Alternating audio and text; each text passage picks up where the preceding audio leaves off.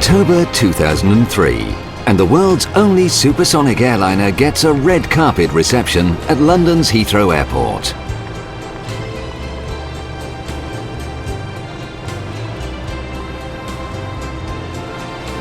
Concorde, an icon of an age, finally ends its commercial life. For many, it was the most exciting aircraft ever built. For others, it was overpriced, over-noisy, and over-thirsty.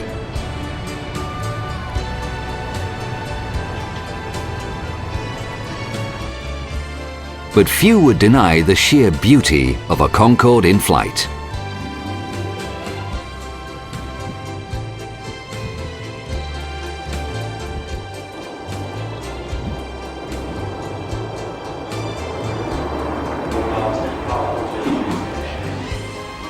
Conceived in the 1960s, entering service in 1976, it flew over 2 million passengers in pampered, high-speed luxury, most of them between New York and London. This is the story of Concorde's final years, but mostly it's the story of its patrons, the rich and famous, or the just plain enthusiastic who flew at twice the speed of sound.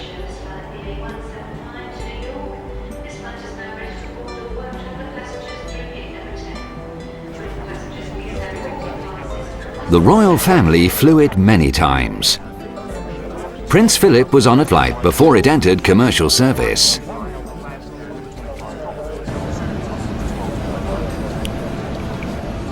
The Queen flew in her Jubilee year.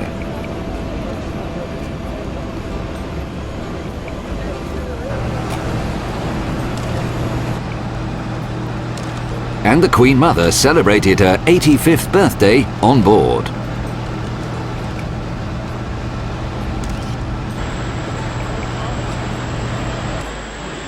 It was particularly popular with the young royals.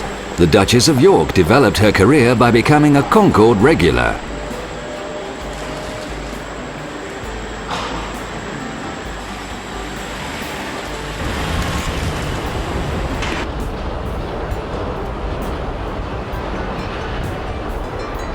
The 10:30 a.m. departure from Heathrow was one of her favourites.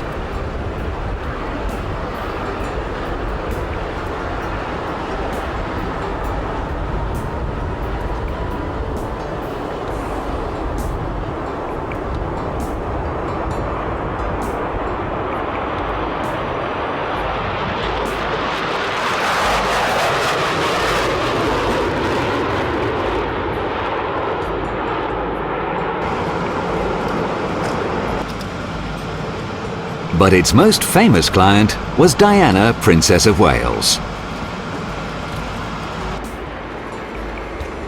A firm fan of the aircraft, particularly after the breakup of her marriage, the Princess was a familiar sight on the New York run, usually boarding after the other passengers and taking the same front row seat.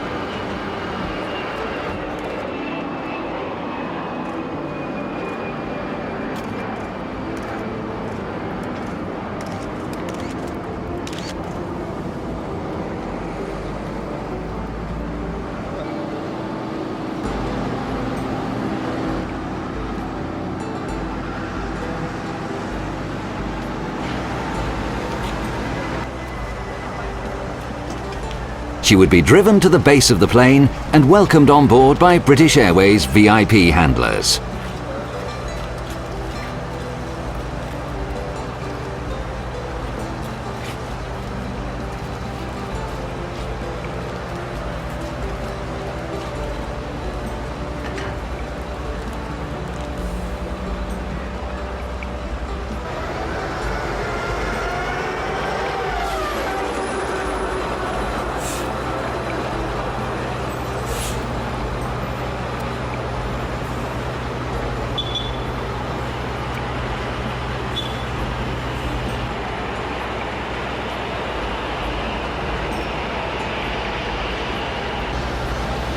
In cold weather, de-icing procedures were necessary even with royal passengers on board.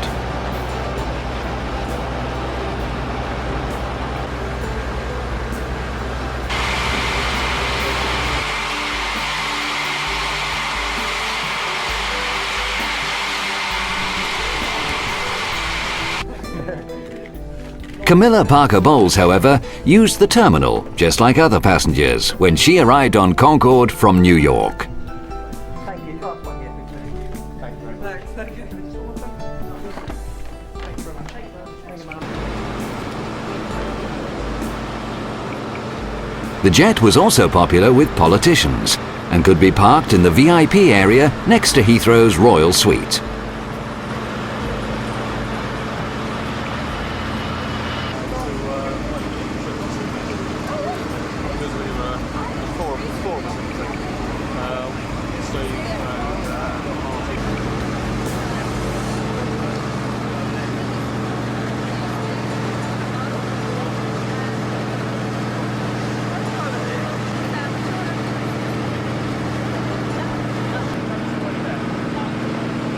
Prime Minister John Major valued its potential for getting to high-level talks.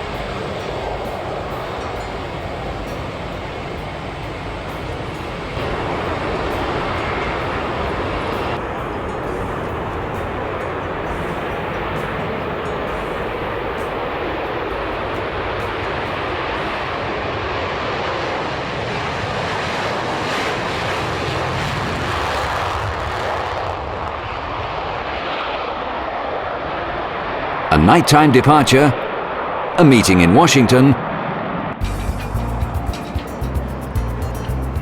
and then return the next day.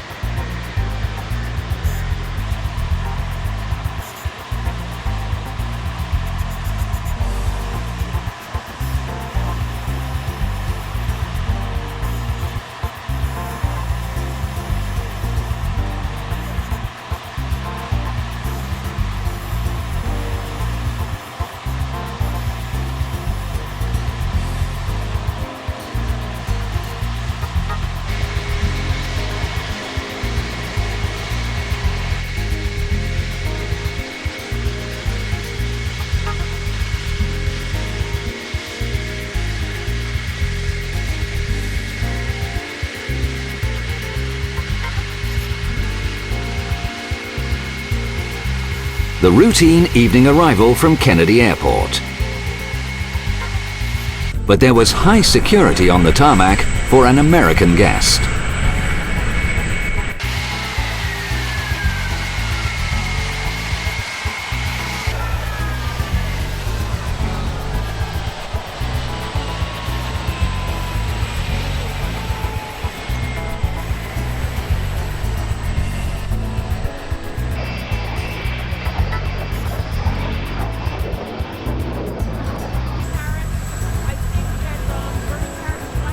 New York's Mayor Giuliani used it to thank the British people for their support after 9/11.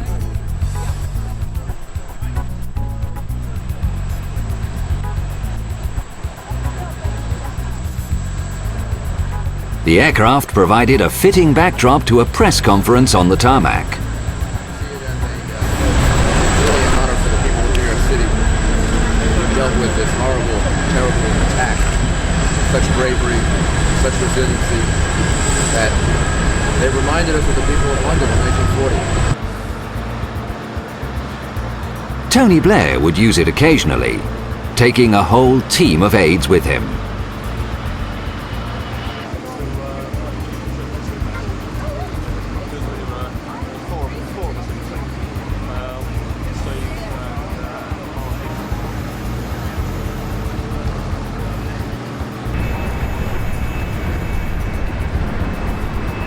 Foreign Secretary Jack Straw would regularly use it for meetings at the United Nations.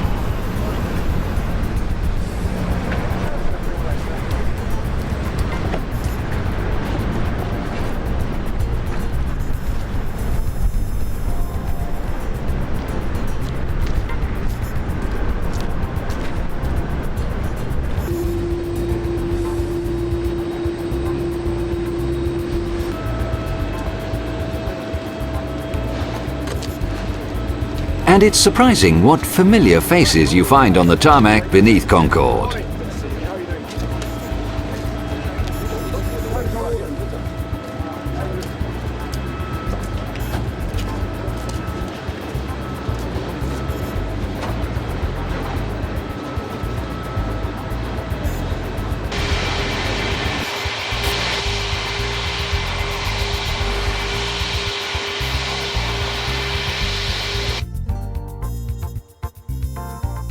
The jet also provided a useful prop for promotional events, usually involving British Airways.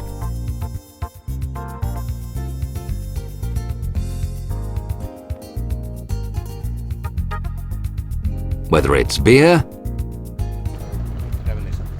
a balloon attempt,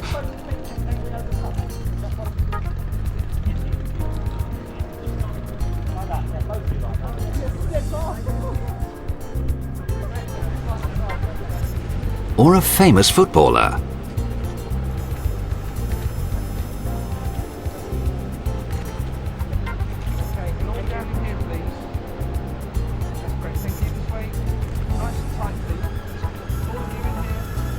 Okay, just sort of wave them about the camera. That's it. Lovely, yeah. That's it, keep doing it. Just sort of look at them now and again.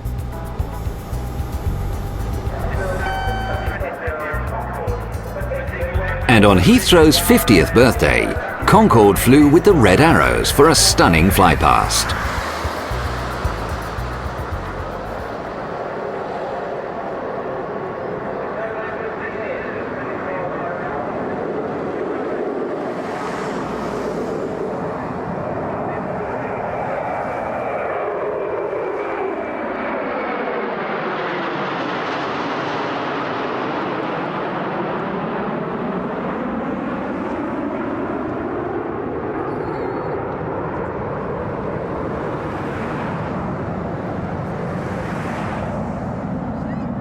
Straight ahead.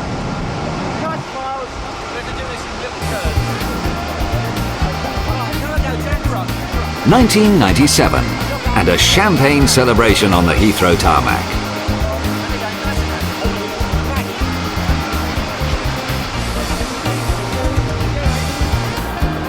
British Airways had marked the 10th anniversary of its privatisation with a special offer, and Concorde tickets went on sale at £10 a time.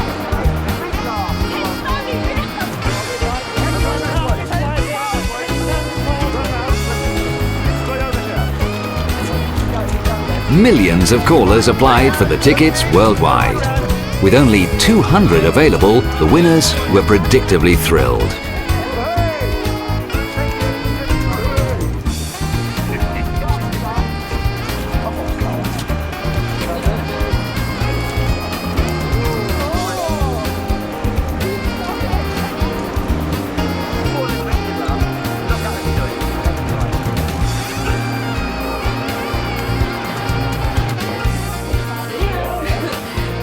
Suitably refreshed, they joined other passengers for the journey to New York.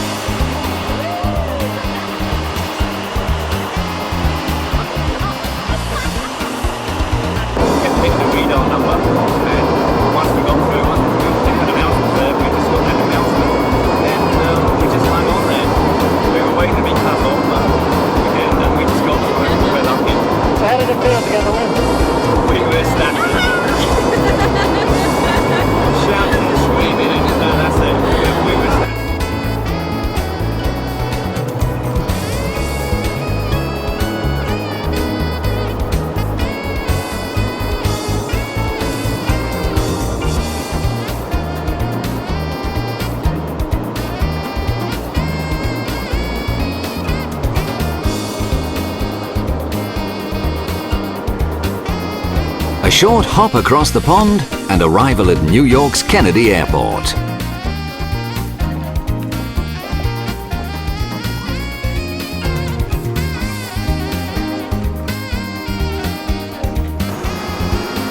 It was a unique event. So, back on the tarmac for more photographs.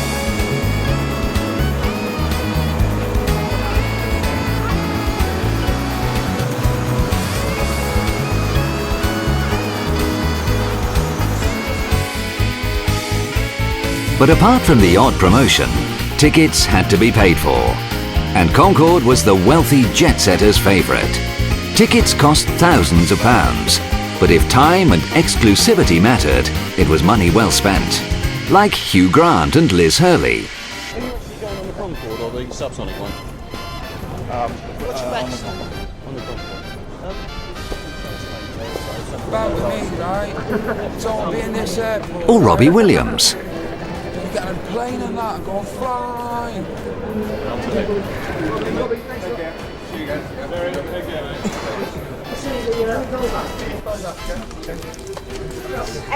And the Spice Girls, thrilled after a supersonic return from their American tour. We're number 3 in the US. You've come back specially to the lottery, haven't you? Yes. Lottery show. Have you cut short the tour out there? No, no, we got everything I'm done. not We telling filmed it you. early. I'm not telling you. But we're glad to be home. We're really glad to be home. So it was all... We come in peace. Stop interviewing us. Stop interviewing. We're not doing one. We've come off the plane and we're knackered. Thanks a lot. Liz Taylor was one of its first celebrity flyers. Change the law. Oh, with your dog, you can't bring the dog back, is that right? I'm not coming back until they allow my dog to come in. Another Concorde pulls up at Heathrow's Terminal 4. Michael Jackson is on board and has a limousine to pick him up. Love you.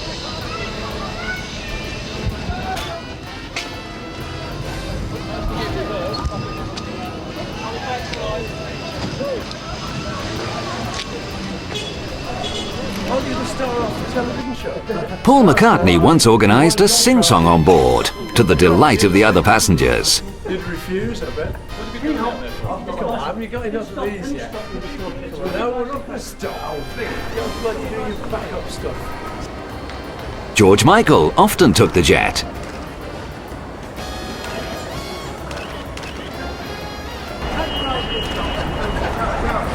As did Cher.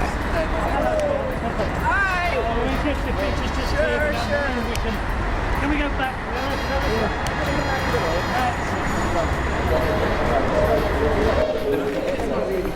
Kylie Minogue took her own baggage on board.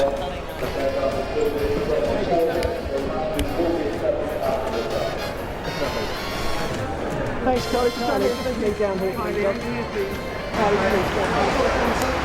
Rod Stewart used Concorde for years.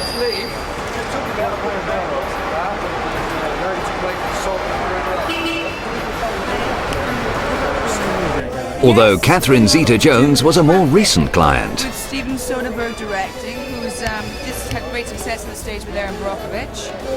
So they wrote me in that I'm pregnant, which I'm very happy about. They haven't got to shoot me from the neck up. Elton John never seemed to be off it.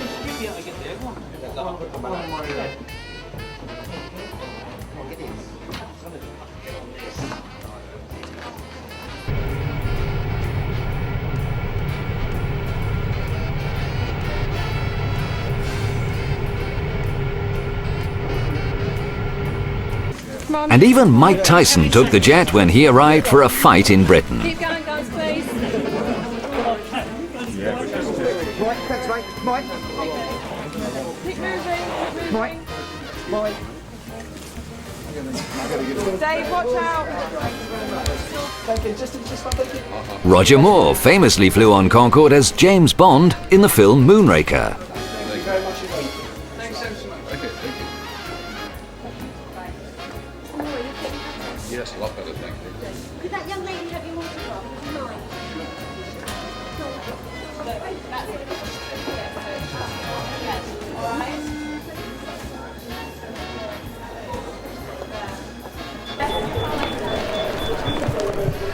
Totally undressed myself. I have no medal. But Diana Ross was escorted off in a row over search procedures. She eventually flew back on Concorde that night. How do you think you've been treated, Diana? The police were very good, but they have procedures. It's devastating to be in a police station. I've never been in one before. I was very frightened. And I was stayed there from 10 o'clock to 3 o'clock. But I'm not saying that they weren't unkind, but they did their jobs. It was scary. I was scared. And I'm worried about my children. I want to go home. Have you got any regrets about this?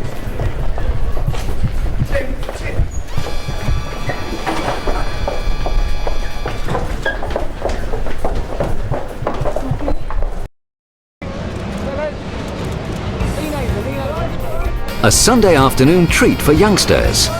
Boy band 911 hosts a special Concorde charter for invited guests as part of a UNICEF project.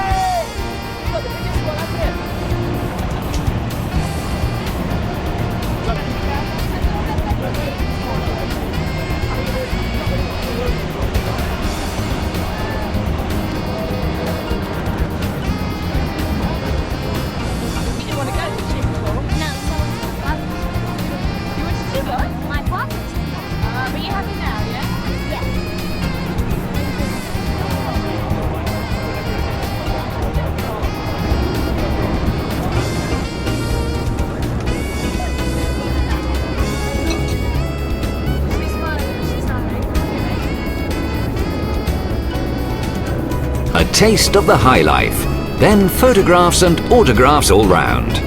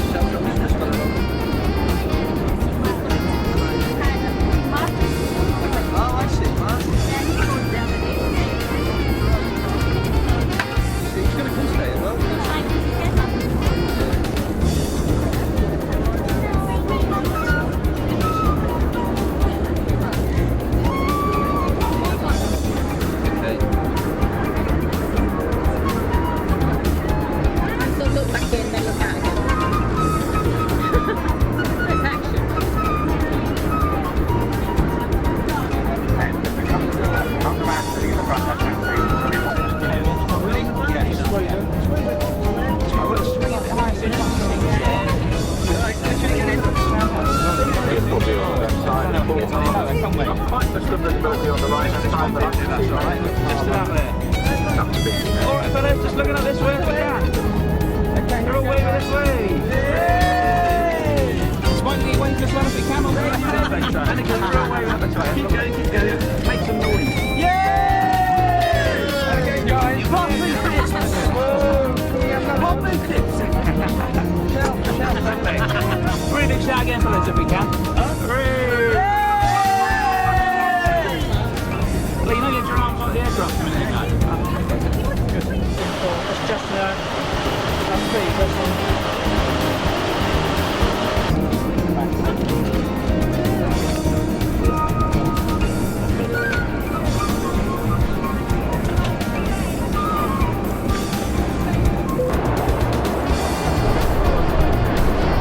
A spin round the Bay of Biscay and then home.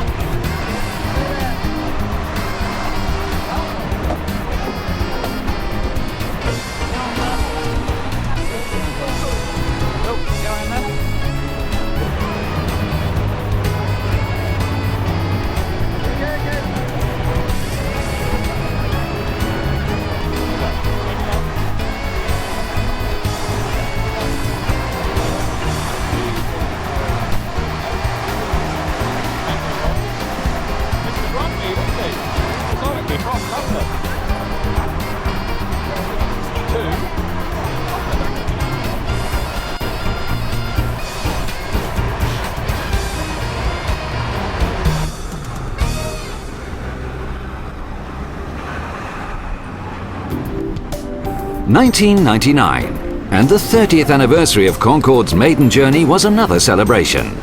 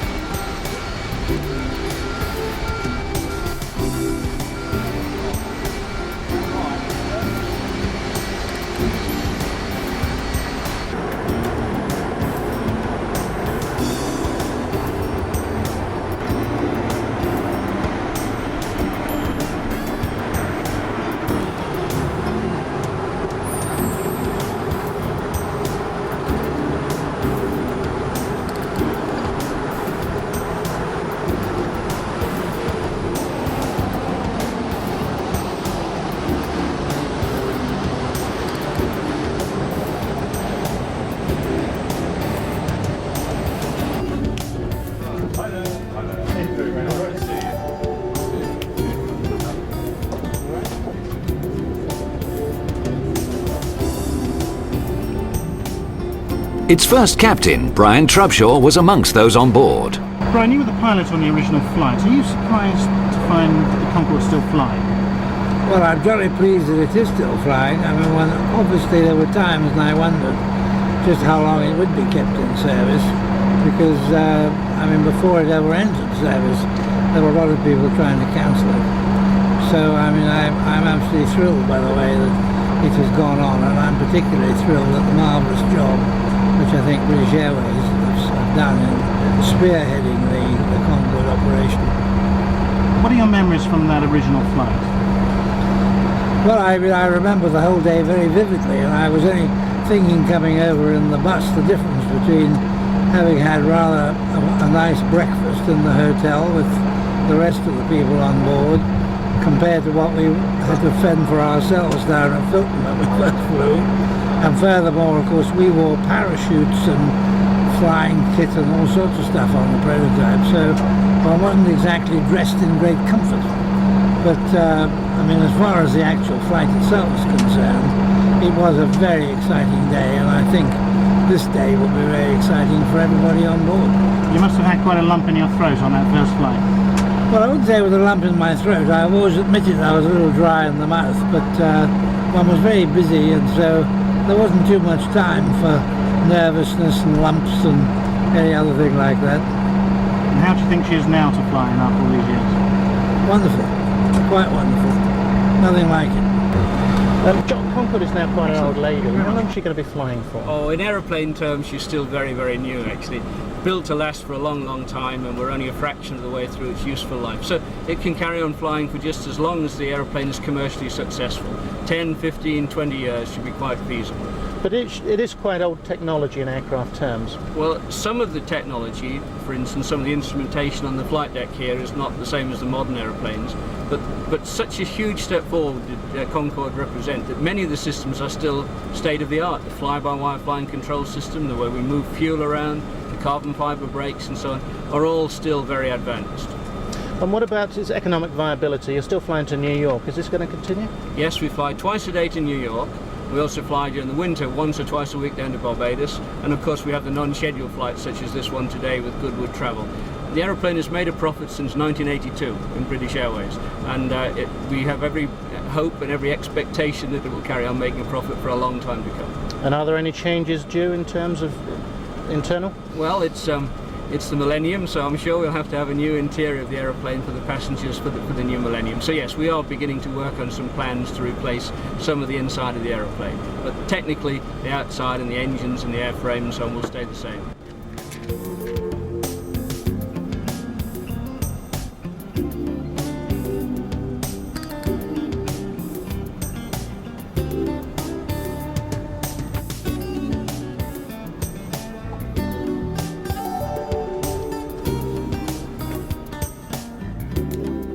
It was an opportunity for aircraft enthusiasts to enjoy a flight on an historic day.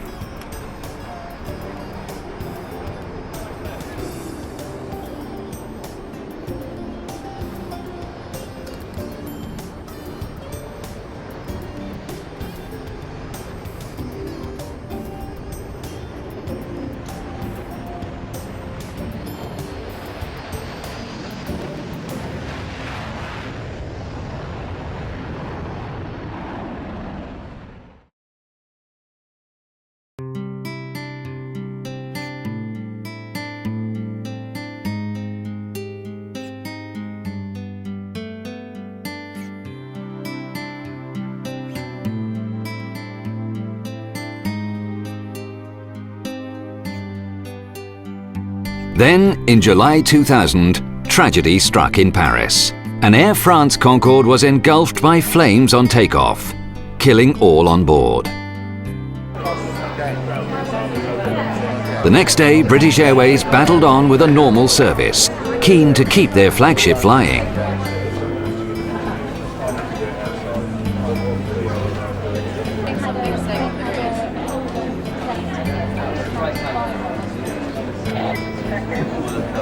You work hard.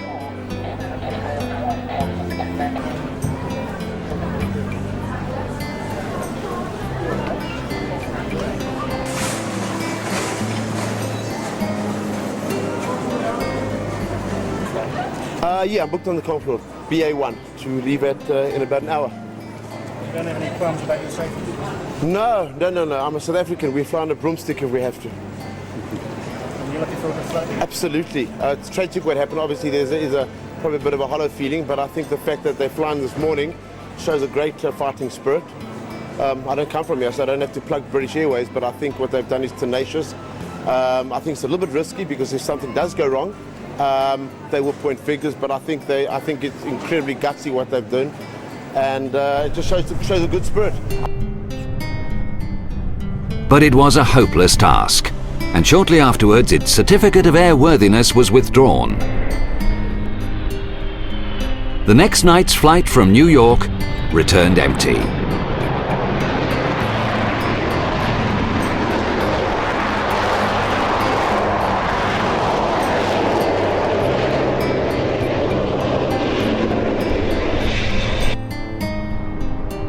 Concorde returned to base, and the inspectors moved in.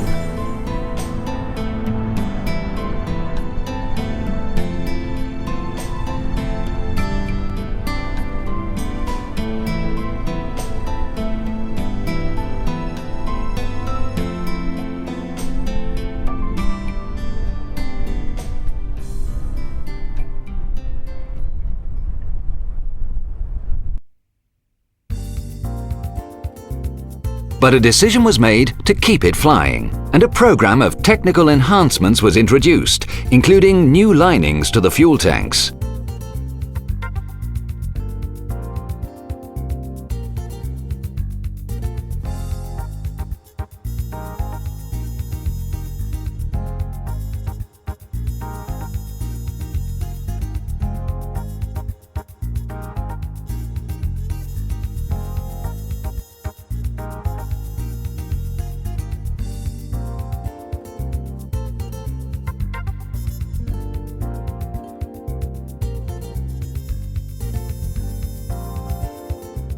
Well, at the moment we're looking at an entire programme cost of around £17 million for the liners. Add to that the £14 million that we've already committed for a new interior to bring Concordes inside the 21st century.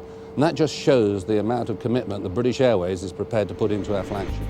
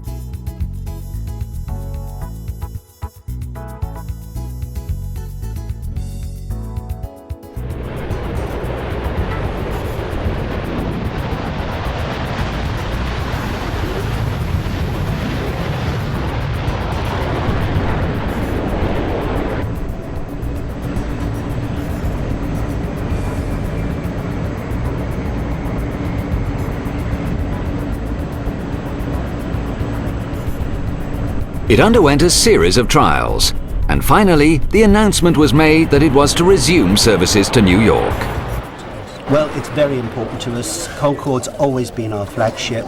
We've worked with everybody to make the changes that we've had to make to the Concorde, to the aeroplane itself. It's very important for us to get the aeroplane back in the air, and that of itself has lifted morale today. Everybody's delighted that we're able to start services again to New York, and it's pure coincidence that it happened to be today that the Duke of Edinburgh was coming. And we start again to New York on the 7th of November. And it's a brave decision. Are you optimistic? Oh, well, we hope it will. Our customers have been very loyal to us. We've kept in touch with them. Everybody loves Concorde. It doesn't just belong to British Airways, it belongs to the British public. We feel that very much. We get a host of letters, we've had a host of letters rather, over the last few weeks, with everybody saying just how pleased they are that the aeroplane is now certified to fly again, and just how much they're looking forward to travelling with us again. So it's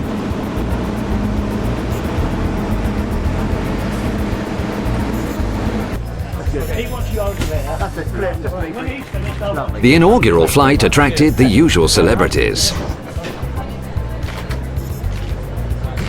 Thanks, Cliff. Thanks very much. Have a good journey. Wonderful. I thought I was going to come back in October and then we'd be ready to go. Indeed.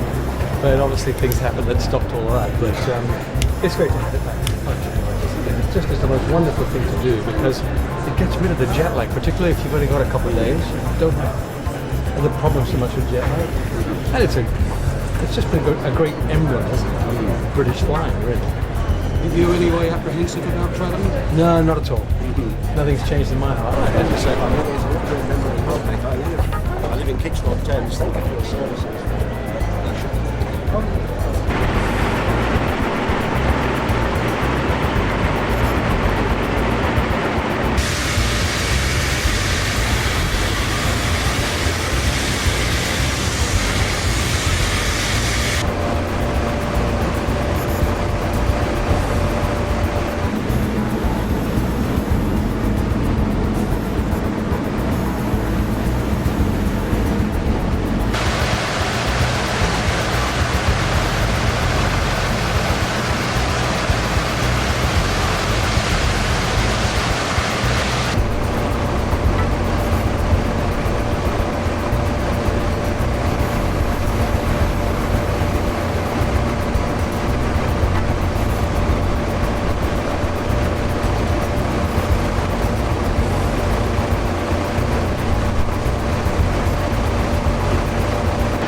Staff were out in force for the big event, which went without a hitch.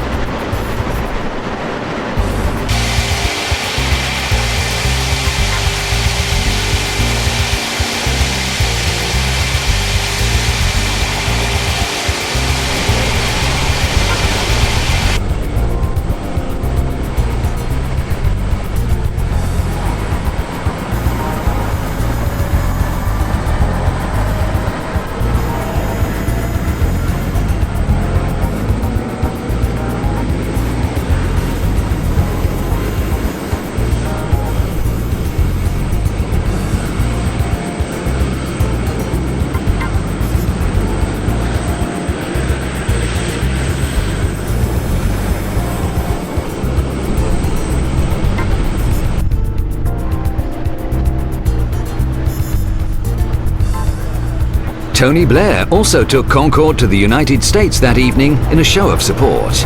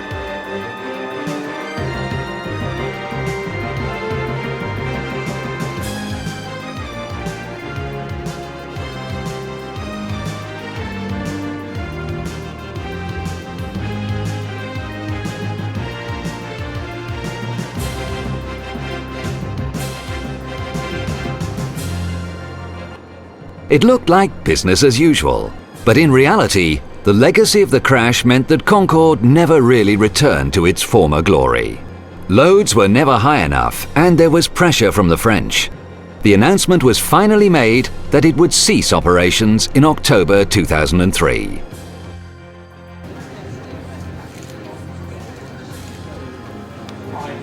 The final outgoing flight brought more celebrities, like Formula One boss Bernie Ecclestone.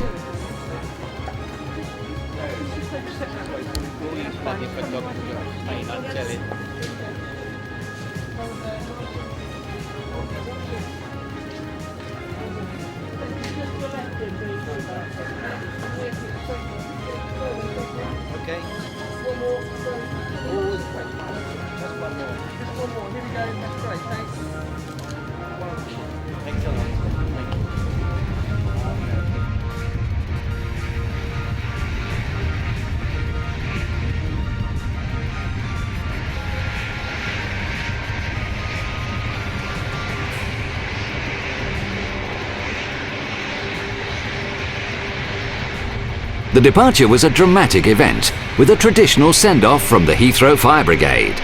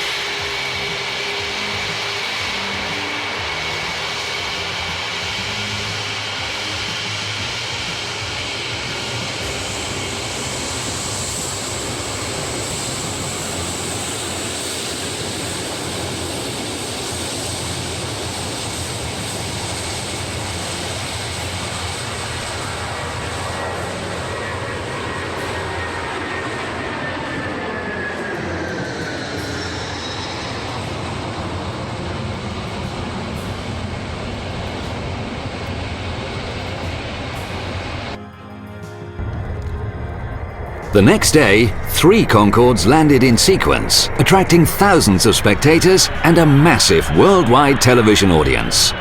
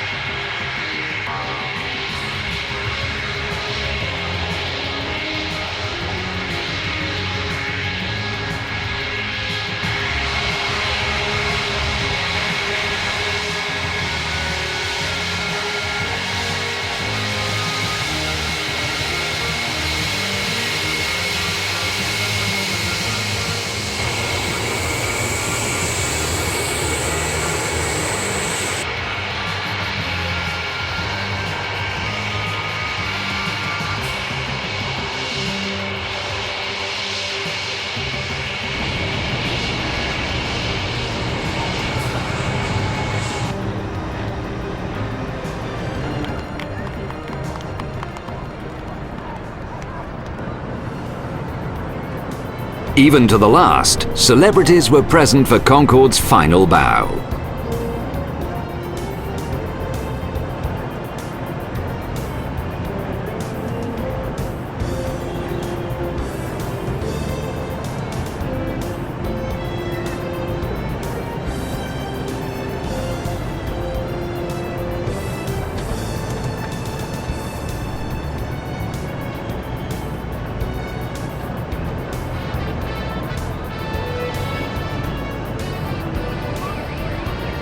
Like Joan Collins,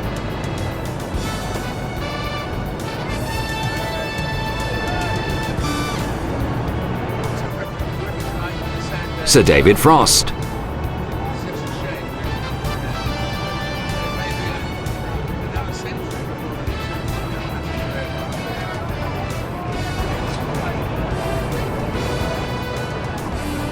Christy Brinkley,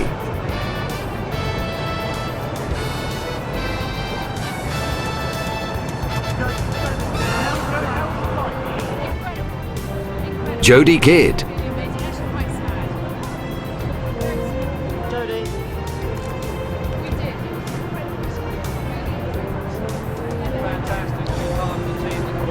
Mike Bannister, It's been a real celebration, as I think you'll agree.